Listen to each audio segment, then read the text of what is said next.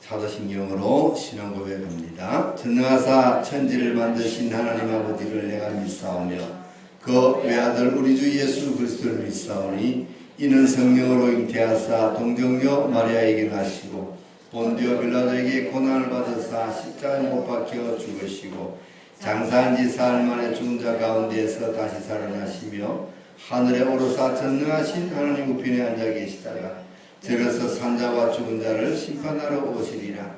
성령을 믿사오며 거룩한 공예와 성도가 서로 교통하는 것과 죄를 사하여 주시는 것과 몸이 다시 사는 것과 영원히 사는 것을 믿사옵나이다. 아멘. 하나님의 말씀 고린도후서 7장 1절부터 11절까지만 봅니다.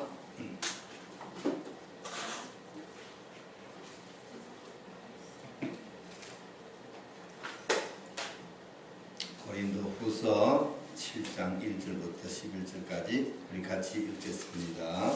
그런즉 사랑하는 자들아 이 약속을 가진 우리가 하나님을 두려워하는 가운데에서 거룩함을 온전히 이루어 육과 영의 온갖 더러운 것에서 자신을 깨끗게 하자.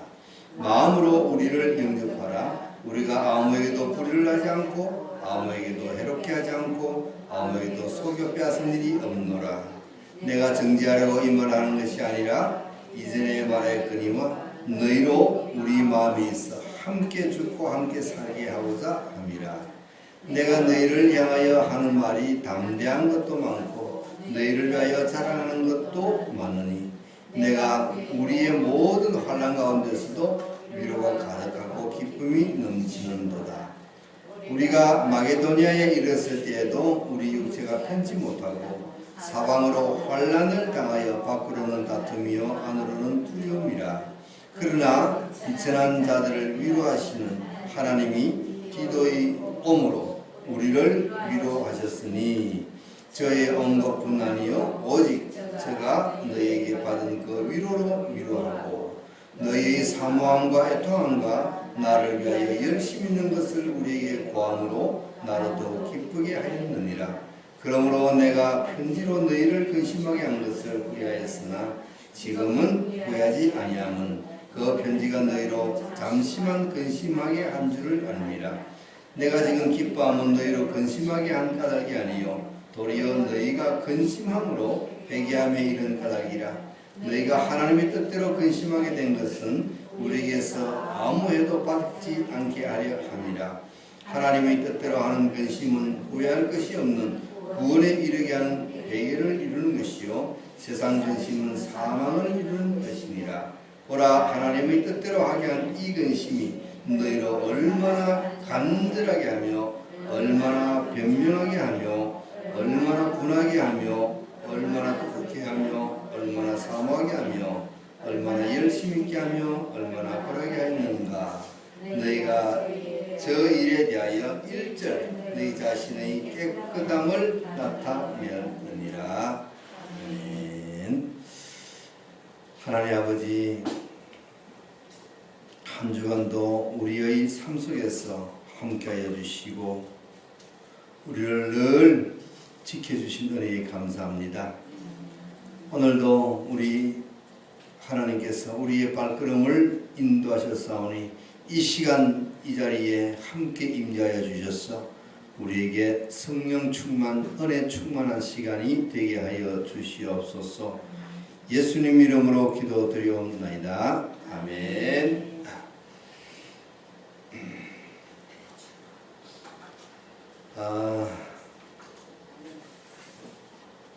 사도 바울이 고린도 교인에게 편지를 쓰고 있는 장면인데 고린도 교인들에게 사랑하는 자들아 이 약속을 가진 우리가 하나님을 두려워하는 가운데서 이 약속이 어떤 약속일까요? 바로 앞에 있는 말씀이죠. 너희에게 아버지가 되고 너희는 내게 자녀가 되리라. 하나님이 하신 말씀. 내가 너희의 아버지가 되고 그러니까 하나님이 아버지가 되고 우리가 하나님이 자녀가 되는 이 약속입니다. 이 약속.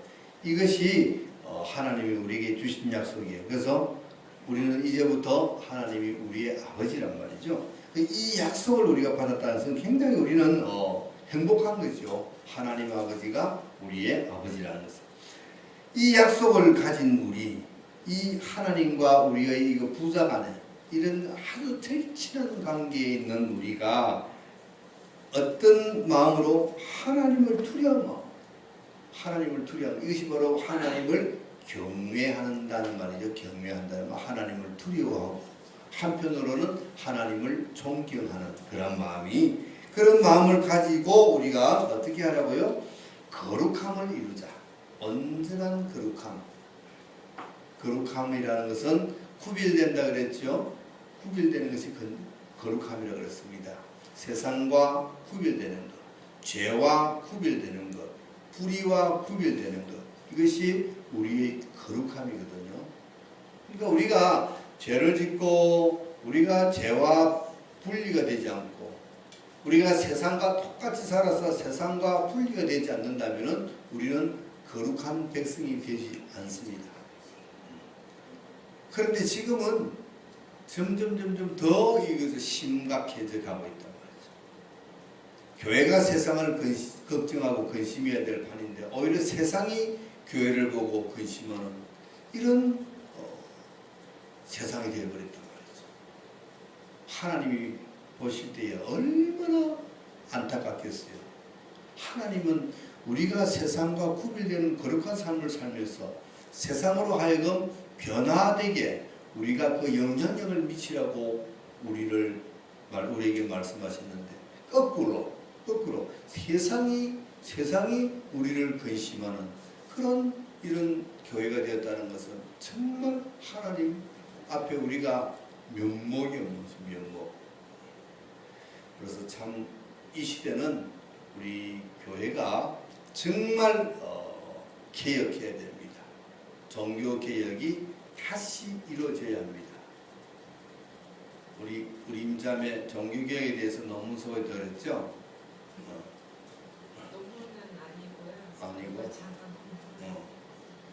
이제는 다시 우리 한국 교회가 정말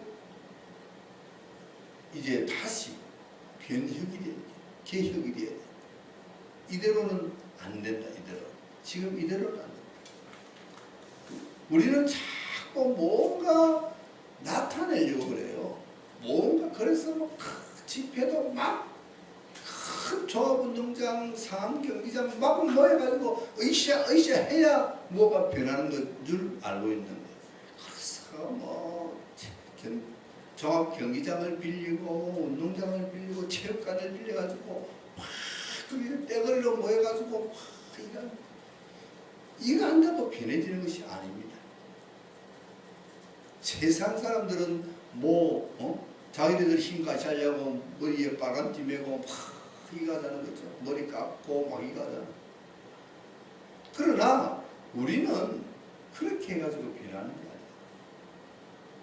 우리가 외부적으로 무엇을 하자 해가지고 막 그런 운동이 아니라 내면적인 변화가 생긴다. 내면적인 변화. 그것이 바로 뭡니까? 육과 영의 온갖 더러운 곳에서 자신을 깨끗하게 하는 것. 이것이 가장 중요합니다. 이것이 시작입니다. 시작. 모여가지고 시청 앞에 가서 몇만 명 모여가지고 구국기도 하고 그거 하나님이 원치 않습니다. 하나님 괜히 마당만 밟고 더럽힌다 그러잖아요. 괜히 양 잡고 소 잡아가지고 하나님 앞에 제사 드리지만 거기에 신령과 진정이 빠진 제사를 드리면은 하나님은 그 짐승의 피가 역겹다라고 하나님 말씀하셔요. 우리가 막 모여서 과음 지르고 으쌰으쌰 하는 거 하나님이 역겹다는 거죠. 그런 것을 하나님 원치 않습니다. 우리 내면적인 변화, 육과 영의 온갖 더러운 것에서 자신을 깨끗하게 한다. 여기서부터 우리가 시작해야 돼요. 한 사람 한 사람 개인이 시작돼야 돼요. 적은 숫자가 모였지만 여기에 우리 한 사람이 그 시작이 돼야 돼요. 한 사람이 깨끗하게 영도 깨끗하고 육도 깨끗해요. 우리는 영과 육을 가진 존재거든요. 하나님은 우리 인간을 영과 육으로 만들었습니다. 그래서 영과 육이 온전히 깨끗해야 됩니다. 영은 깨끗하고 육은 더러우면 안 돼요. 영만 깨끗하면 된다. 육은 타락해도 괜찮다. 이것이 영지주의죠. 영지주의죠. 잘못된 거예요. 육도 깨끗하고 영도 깨끗해야 돼요. 육체적으로는 정결하고 성결해야 됩니다. 그리고 영적으로는 하나님 외에는 다른 신을 섬기지 않고 다른 것을 우리 주님보다 더 사랑하고 더 좋아하는 것이 없어야 되는 거예요. 오직 주님 한 분만을 우리가 믿고 의지하며 살아가는. 그래서 영적으로 순결과 육적으로 순결이 우리가 온전히 이루어질 때에 우리가 정말 세상을 변화시킬 수 있는 그런 파워가 우리에게서 내면에서 나오는 거예요. 겉으로 힘으로 나오고 많은 숫자가 있는 맨파워, 많은 숫자가 힘을 내는 것이 아니고 막 큰 건물이 힘을 내는 것이 아니라 한 사람 한 사람의 영적과 육적인 성결과 순결이 그런 힘을 낼 수 있는 거예요. 우리가 그렇게 살면 세상은 우리가 고함을 치지 않아도 우리를 두려워합니다. 우리가 변화만 되면은 우리가 변화되는 삶을 살면은 세상은 교회를 보고 두려워합니다. 교회가 존재하는 것 자체만으로 세상은 두려워할 것입니다. 지금 교회는 세상의 우스개가 되어 있잖아요. 천주교는 그렇지 않습니다. 천주교는 굉장히 세상에 두려워합니다. 그렇죠? 그래서 범죄자가 천주교 저 명동 성당 안에 들어가면은 경찰도 잡으러 가지 못하잖아요. 잡으러 갔다 큰일 납니다.